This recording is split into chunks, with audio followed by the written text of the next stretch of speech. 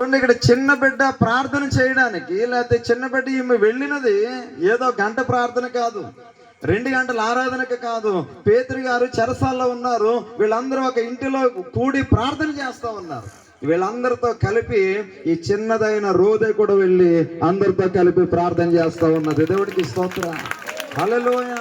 అంటే చిన్నది ప్రార్థన చేయడానికి కారణం ఏంటంటే, వారి తల్లిదండ్రులు ప్రార్థన చేస్తున్నారు కాబట్టి, వారి తల్లిదండ్రులు మందిరానికి వెళుతున్నారు కాబట్టి, ఈ చిన్నదైన రోదే కూడా మందిరానికి వెళ్ళి అలవాటు ఉంది కాబట్టి, ప్రార్థన చేసుకుని అలవాటు ఉంది కాబట్టి, దేవుని ఘనపరిచే అలవాటు ఉంది కాబట్టి, దేవుని సన్నిధిలో పెరిగిన అలవాటు ఉన్నది కాబట్టి, ఆ రాత్రి, ఆ సంపూర్ణ రాత్రి, అర్ధరాత్రి కూడా ఆ చిన్నది ప్రార్థన చేస్తా ఉన్న ఇంటిలో చప్పట్లు కొడదామండి. దేవునికి మహిమ కలుగునుగా. హల్లెలూయా, హల్లెలూయా.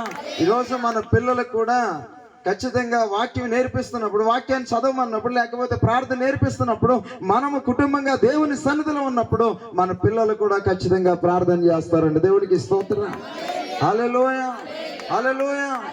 ఈరోజు మనము ఒక గంట, కనీసం ఒక అరగంట ప్రార్థన చేయలేకపోతున్నాం. మోకాళ్ళ మీద ఉండి ప్రార్థన చేస్తుంటే నేను చూస్తున్నా మన పిల్లలు కూడా అందుకే ఏం చేస్తున్నారంటే, వాళ్ళు అనుకుంటున్నారు 5-10 నిమిషాలు ప్రార్థన, 5-10 నిమిషాలు ఉంటున్నారు వాళ్ళు కూడా మోకాళ్ళ మీద. హల్లెలూయా, దేవునికి స్తోత్రం. ఈరోజు ఖచ్చితంగా ప్రార్థన మనం పెంచాలి. ఆ రోదే అనే చిన్నది, అందరిలో పెద్దవారు ఉన్నారు కానీ అక్కడ అందరూ రోదే అనే చిన్నది ఆ స్వరము విన్నది. ఎవరికి వినబడలేదు కానీ పేతురు గారు ఆ తలుపు తడుతూ ఉంటే ఆ చిన్నది స్వరము విన్నది. చప్పట్లు కొడదామండి. కారణం ఏంటంటే, ఆమె మందిరానికి వెళ్ళిన అలవాటు ఉన్నది. దైవజనుడు మాట, దైవజనుని స్వరం ఏంటో ఆమెకు తెలుసు. హల్లెలూయా.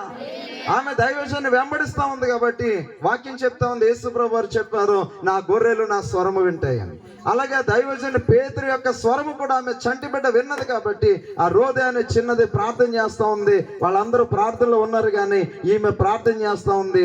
ఆ తలుపు తట్టుతూ ఉంటే ఆ యొక్క పేతురు గారి స్వరము కూడా ఆమె విన్నది. చప్పట్లు కూడా దేవుడికి స్తోత్రం, హల్లెలూయా. ఈరోజు మనము కూడా రోదేలాగా మన కుమార్తెలు మనం పెంచాలి, మన కుమారులను మనం పెంచాలి ప్రార్థనలో. దేవుడికి స్తోత్రం, హల్లెలూయా. ప్రార్థన నేర్పించాలి. బాలుడు నడవలసిన త్రోవను వానికి నేర్పించండి.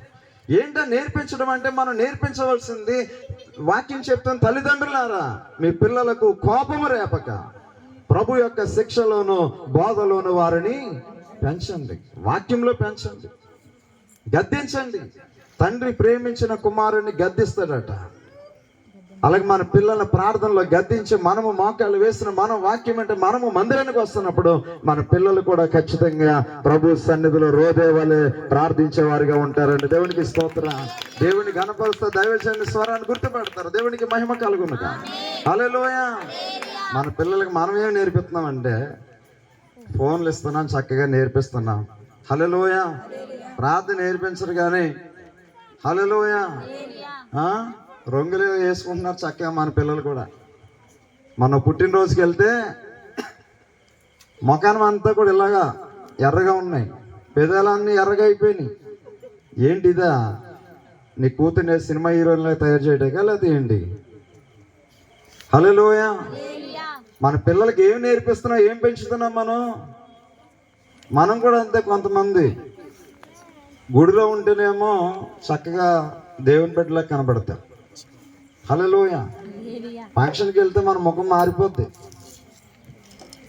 ఇంట్లో ఉంటే ఒకలాగా ఉంటారు, గుడికి వెళ్ళినా బడికి వెళ్ళినా ఒకేలాగా ఉండాలి మన పిల్లలు. చప్పట్లు కొట్టండి. దేవునికి స్తోత్రం. ఇంట్లో ఉంటేనేమో ఇక్కడ దేవదూతలా కనబడతారు, అక్కడికి వెళ్తేనేమో మన ముఖాలు మారిపోతాయి. హల్లెలూయా, హల్లెలూయా.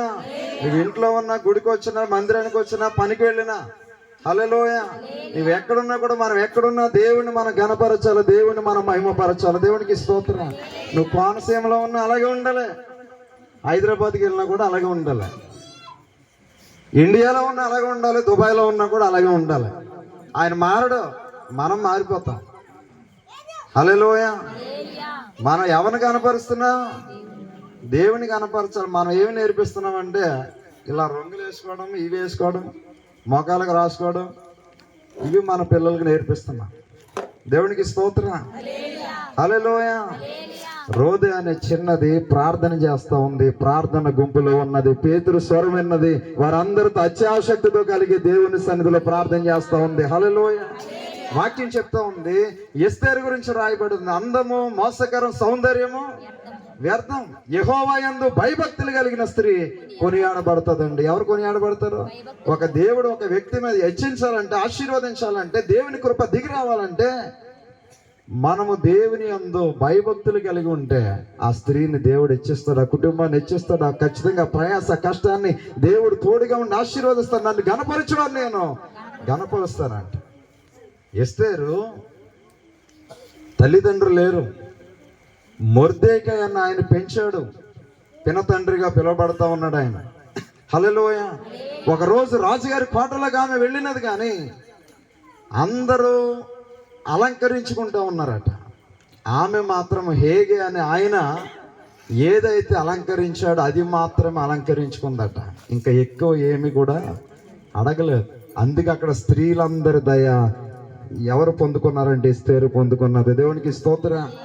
స్త్రీలందరి దయ ఎస్తేరు పొందుకుంది. రాజుగారు ఎదుట నిలబడినప్పుడు రాజు దయను కూడా ఆమె పొందుకున్నది, రాణిగా మార్చబడినది. చెప్పండి, కారణం ఏంటంటే ఆమె దీన మనసు. హల్లెలూయా. అలంకరణ కాదు ఆమె ఇష్టపడతా, దీన మనసు కలిగి ఉన్నది, దేవుని గణపరిచినది. దేవునికి స్తోత్రం. కాబట్టి రాణిగా దేవుడు ఆమెను చేశాడండి. కారణం ఏంటంటే మొర్దెకై చిన్నప్పటి నుంచి ఎస్తేరుని భయభక్తులతో పెంచాడు. చప్పట్లు కొడదా. ఈరోజు మనకి సరి అయిన తిండి లేకపోయినా పర్వాలేదు, కానీ సరి అయిన భక్తి మనం చేస్తే మన పిల్లల్ని దేవుడు గొప్పవారిగా చేస్తాడు, ఆశీర్వాదకరంగా మారుస్తాడు, దీవెనకరంగా మారుస్తాడు. వారి భవిష్యత్తుని దేవుడే నడిపిస్తాడు. చప్పట్లు కొడదా. దేవుడికి స్తోత్రం.